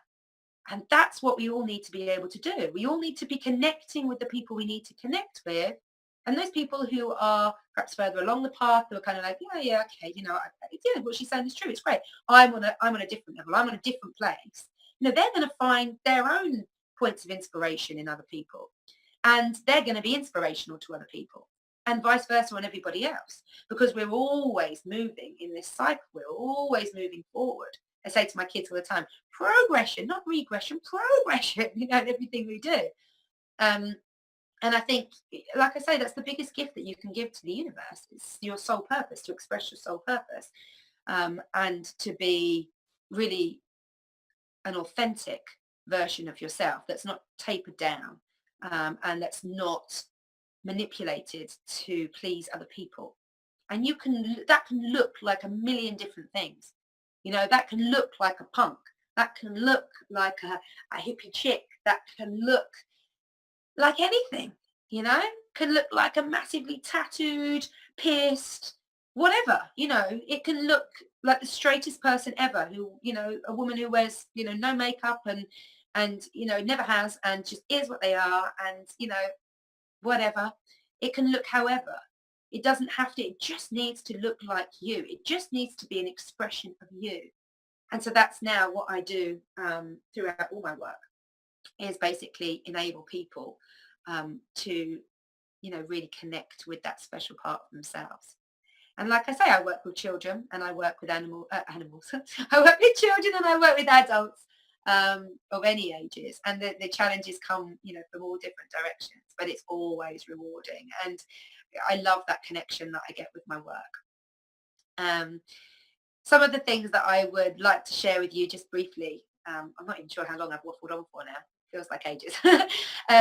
But some of the things that I wanted to share with you just briefly before I close are things about how you can begin to bring the special little things into your life. Because I think by learning to love yourself, you really begin to open up to your authentic self. So for me, some of the first things that I start my clients on is turning routine into ritual. So I spoke about this very briefly with Sarah Chaplin, who invited me onto the Conscious Consumer Network initially, and to start this whole process off. You can blame her. So I talked to her about turning routine into ritual and washing up specifically, I think it was in that instance. But it's things like self-love. For me, is things like, brushing your teeth, washing your hair, washing your body, being mindful of every part of it, being very aware of your cuticles, your nails, the area of your skin that, is most exposed kind of tends to be the hands and stuff like that. It's about giving love, giving respect, giving admiration, giving time to those parts of your body. So it becomes about the physical self. One of the ways I like to do that is a aromatic dressing, if you like. So, excuse me, it's the treatment, for me, it's the treatment of my skin, my outer body, the outer layer of me, with essential oils. So if you don't know anything much about essential oils, just a quick hit. We'll touch on this again in a few weeks' time. Just a quick hit. They are absorbed, pure essential oils, like proper, pure, organic, derived as holistically as possible. Essential oils are accepted into your body 100%. There isn't a cell in your body that doesn't recognize them, because they're derivatives of plants, and our body knows that plants are a construct that they can absorb and that they can process, and that they can derive energy, nutrients, whatever we feel like or whatever our body needs from them. And so that blew me away completely initially as well, because I was just like, wow. So, that's amazing. Whatever, if I can get vitamin C from orange, I can take that on board just by rubbing it on my skin. It's going to be brilliant. And then I started to find out more about essential oils and the plants, the amazing, amazing healing properties of the plants that they're derived from. So one of the first oils that I was introduced to was frankincense. And okay, your ears always prick up with frankincense, or that mine did, because of the whole, when the three kings went to Jesus, they gave him gold, frankincense, and myrrh. And this was a gift for the Son of God. So it had to be the most important, the most highly prized things that kings would own to gift this baby, right?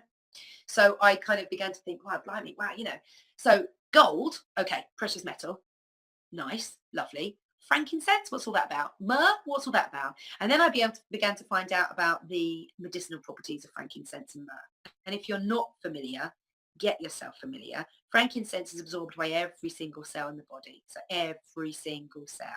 And it aids the absorption of other essential oils and other nutrients into your cells. So we're made up of quote me if I'm a little bit wrong here, but something like 37.7 trillion cells in our body. That's what we're made up of, and I mean, that's just crazy. I'm just trying to visualize that as well, but like I say, frankincense is absorbed by every cell. Every single cell will absorb it, whether it's fat cells, whether it's brain cells, whether it's muscle cells, whether it's parts of your bones. I mean, amazing. So it's all absorbed like that, but it helps the cell to live healthily. So it encourages it to absorb all the nutrients that it wants to. Listen, I'm not a qualified aromatherapist, so I'm just really regurgitating the information that I've taken on board. So please forgive me, all aromatherapists out there who know, what I'm talking about already, and probably will know in massive more depth than I'm expressing now. But so this one tiny drop of oil that you can take under your tongue, that you can take in like a veggie cap or something like that, that you can even just rub onto your skin, has these amazing healing properties, like amazing healing properties. And it's also known to be the oil of, is it like the oil of the divine grace or divine father, something like that. So it's kind of a masculine arm around your shoulder type oil. It's going to make you feel supported. It's going to make you feel protected. It's going to make you feel like, you've got the backing of the universe behind you. And myrrh is the counterpart to that. It's like the kind of the more feminine oil. It's like the derivative of kind of Mother Earth. It's got those connections. Both of them are from wood. Both of them are from the sap of trees. And that, to me, when I found that out, just was like, wow. So they weren't giving him gold, frankincense and myrrh because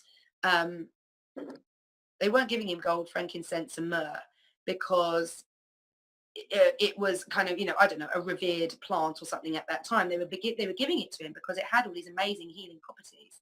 And so should he ever find himself in a period of his life where he would need healing, then, he would always have the ability to be able to kind of, self-heal. And so anyway, my journey with essential oils began.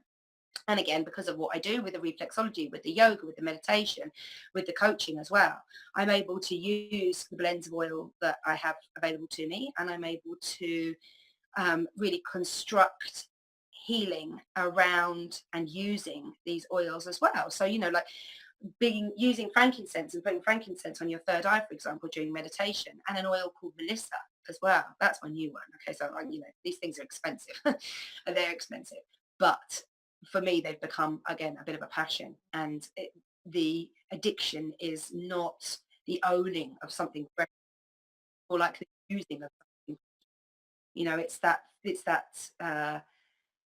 It's that knowing that this isn't just precious on a financial level. That's nothing.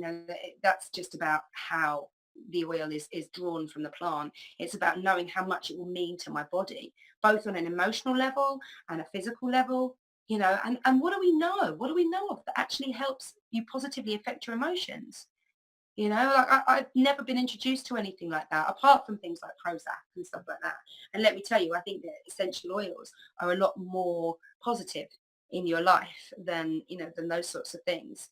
I really encourage you to do a little bit of research and to find out more about how essential oils can help you.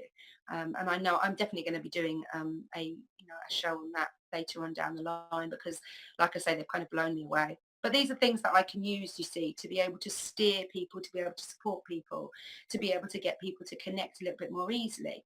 And, that's been a real gift for me, with the people that I've worked with as well.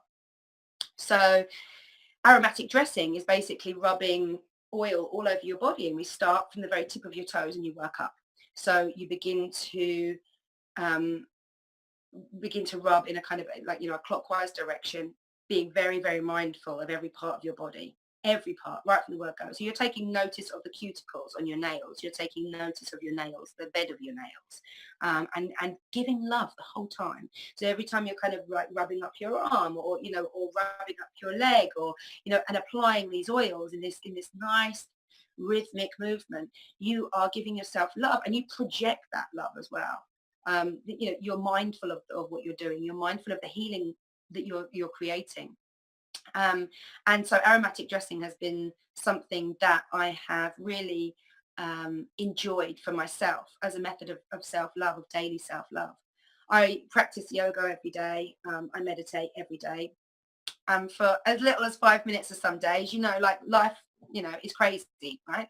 And sometimes, people's needs mean that you don't get to spend as much time doing the things that you want to do. Other people, my family, my kids particularly, I'm very aware of how precious time is with them, how very quickly they're growing up. So I always prioritize my family over my yoga practice, always. It's kind of, again, that's my back to yoga, right? It's my yoga of love and devotion.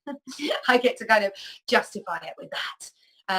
But that works for me. I said when I did my training in Rishikesh in India, I said to my guru there, and I was just like, I'm never going to be able to put in all the hours that you've put in to get to be a good yogi. How am I going to do that? I've got 3 children. I've got a dog. I've got a husband. We've got businesses, all this sort of thing. And he said, the minute that you give up something that you want for somebody else is the minute that you really begin to practice yoga. And again, to me at the time, I was like, what, really? Like what? So I should be like, bending and stretching and breathing heavily and, and controlling my breath, whenever I'm doing something with someone else. And he was like, have you not heard of Bhakti yoga? And I said, no, not really. I mean, I've heard of it, but I'll be honest, I don't really know what it is. And he explained to me that it was the yoga of almost sacrifice, sacrificing yourself for other people, sacrificing that love, that devotion, putting somebody else, something else, the needs of another before your own needs. And so every mum and dad out there who is working their ass off to provide for their family, who is, working 2-3 jobs, then coming home and doing all the homework and making the homemade dinners and, really putting everything into family, will get the karma that's associated with that then. Of course they will. I mean, that makes sense. I think we all know that, right? You get out what you put in. I'm a strong believer in that. You get out what you put in life. And if you put in the bad stuff into your life, if there's a lot of negativity, then you're always going to see the negativity, and that will be cause and effect of your mindset. Equally, if you put time into people, people, they respect and love that. We associate with that very much. And so again, you get out what you put in. People will always be there for you if you're always there for them. 9 times out of 10. Yeah, life isn't perfect, but you know what I mean. And so, yeah, I kind of, that made me feel much better about the path that I was on, and much more grateful for everything that I had, rather than holding it as a kind of like, oh, this is going to stop me, this is going to stunt me from growing. Actually, I became very aware that this was a way that I could practice throughout my day. If I never did an asana in a day, it wouldn't matter, as long as I put my focus on my children and gave them the best of myself that day, as much as I possibly could. Gave them patience, took a breath, take a breath. They're screaming, they're crying. Come at them with love. Don't shout, don't scream. Some days it's very, very hard. Some days I can't do it. Some days, I'm like a pious angel herself, able to do that second blink. And that's one of the things I love about my meditation, getting up in the morning at like 5:30, and giving myself that time for meditation and to really connect in with how I'm feeling that day, how I've woken up, because that's the thing, is like being aware of yourself, from the minute that you kind of come back into this conscious world from sleep, is a great indication of how your day is going to go. And that's why, for me, it's so important to meditate first thing, because I just close my eyes and I go inward and I start checking in with exactly how it is I'm feeling. What's aching? Have I brought any anxiety through from the day before? Are there any emotional turmoil or something? And then work on dissipating any anxiety, on, any thoughts that kind of are tumultuous for me, being able to just add a little bit of logic in there, just let it go a little bit, just be able to understand that, if I hold on to this negativity, the only person that's really going to suffer is going to be me. And just being able to let go of that until I can come into a place, maybe it's with somebody else, or maybe it's to do with a situation that I can't quite get into right there, right then to fix. If it's something to do with yourself, you can go inward and you can deal with it given the time. But when it's to do with other people and different situations and circumstances and stuff, often it's very hard to get round to it, to sort it out straight away. Again, the pulls and pushes of life can be quite can be quite hard on us. And I think, it's important to give yourself a little bit of compassion there as well, to let yourself off a little bit and to recognize that, okay, I know why I'm feeling this way. I know I'm going to get it sorted right now. I just need to shelve it so that I can stop feeling the negative feelings that I'm feeling, and I can really let go just for the moment, just so that I can do this that I need to do for myself. And that's the thing, you've got to love yourself and you've got to put yourself first. I don't think it's selfish to put yourself first at all. I'm a very strong believer in the cup needs to be full before you can serve. You need to be serving almost from the tea, from the saucer. Very English, isn't it? Very English, like talking about teacups and tea saucers. But I believe that. I believe that if you are under duress, you're never going to be able to give your full self to anything. So, the fact that we're all living at such a high stress level in our lives, means that so many things are getting overlooked. The quick way to so many things are the preferred ways these days, because it's just too time consuming. It's too stressful. I've got to wait until, that's been done. And then I can do that. Oh, the drama that comes with that thought process.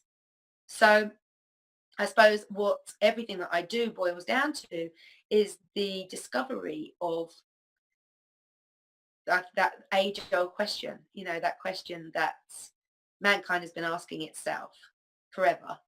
Why are we here? Who am I? What is life all about? What is the purpose of life? And I think it's for each person to discover their own purpose. I don't think we have one general purpose for the whole of mankind. I believe it's just down to each person to express their true identity. And through that discovery, they'll be able to positively impact and contribute to raising the vibration on this planet, really bringing humanity up to the greatness that it has in it, the potential greatness that we all have as a collective and, independently of one another. So for me, that's mega important. And not least from the health side of it, but also, like I say, for the vibration of the planet, to be able to change this world into something that we can feel proud of. It was only yesterday that the last white rhino, the last male white rhino died. We're seeing levels of extinction on this planet that are profound. It's just unbelievable to me that with the amount of technology, the amount of knowledge, the amount of intelligence that we have, that these things that we'll never be able to replace, these beings, these living, these sentient parts of our universe are being let go, are being dismissed, are being, just kind of forgotten about, like pushed away, like they're insignificant. And again, for me, this is not the way forward. This is not the way forward. And so I think one of the things that I kind of have, if you like, in my life purpose is that I feel like if I can get everybody to really see their unique selves and really speak and act from the heart, then the heart holds compassion, the heart holds empathy, the heart holds truth, amongst other things, but it holds all those amazing attributes that we each have. And if you're speaking from the heart and you're living from the heart, then your impact on the world, will be amazing. It really will. And amazing doesn't mean you'll be a nuclear scientist. Amazing doesn't mean that you're going to win a Oscar or, I don't know, design an Apple Mac. It doesn't mean that. It means that you will be being true to yourself, and you will touch people because of your authenticity and because of your amazing self. And so I feel like it's my job, since I believe that fully and truly, and I know that to have saved me, I feel like it's my job to reflect that back out to other people. And I'm really looking forward to broadcasting via the Conscious Consumer Network and connecting with like-minded people and anyone that might need my help via this medium as well. My next show is going to be, my next sort of live show is going to be broadcast from Thailand, from my home over there. So I've just talked briefly about Thailand, and I'm going to be returning back there. I'm going back for 3 weeks. I'm going to be doing a little bit of teaching over there, and my family and I are taking a holiday, which I'm very excited about because we haven't been back for 2 years. It's the first time I've been back, my husband's been back. This is the first time the children have been back. So as a family, it's going to be amazing. So next week will be a repeat of this show. But the following week I will be broadcasting from Thailand, and I think we'll delve into a little bit of the special stuff that I discovered there, a little bit of the spirituality. We'll talk a little bit about Buddhism and meditations and pilgrimages and all the things, all the special, wonderful, amazing things that Thailand has given me.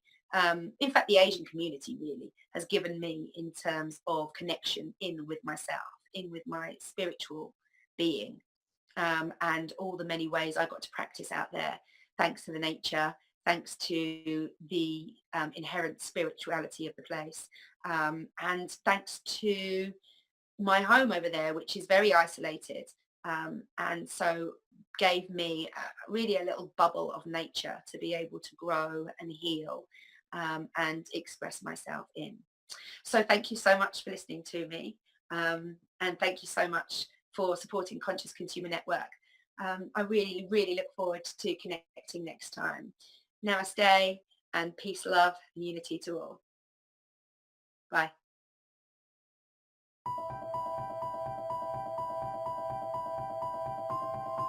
Humanity has been on an epic journey of discovery, learning the truth about the world we live in.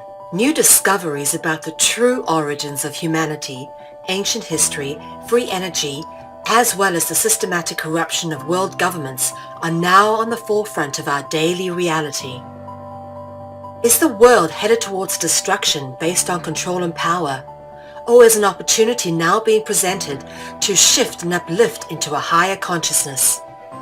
My name is Mel V, co-founder and creative director of Conscious Consumer Network, an independent broadcast network that was launched on the 1st of January 2015. In the last 3 years, Conscious Consumer Network has broadcast over 2,800 shows in multiple languages, featuring guests from across the world, whilst creating media that is aimed at the creation of a free, fair, peaceful, just, sustainable world. Conscious Consumer Network provides full training and an interactive support network for all broadcasters, and we are always looking for inspiring and educational content. Hi, this is Lainey Liberty. And this is Miro Siegel. In 2018, Conscious Consumer Network has expanded to multiple broadcast locations, increasing our availability and reach across the world, remaining on the cutting edge of independent media. If we wish to create a better world, we must first create better media, geared towards real education instead of indoctrination. You guys really are what changing the world is going to be about. It's educating kids at a grassroots level. Having become a pillar of stability in the turbulent world of independent media, we have even more going on in 2018. Conscious Consumer Network is a publicly funded network, and we rely on all of you to keep us on the air. Show your support for independent media by donating to our 2018 Network Support Fund. Dare to seek a better world. Support independent media.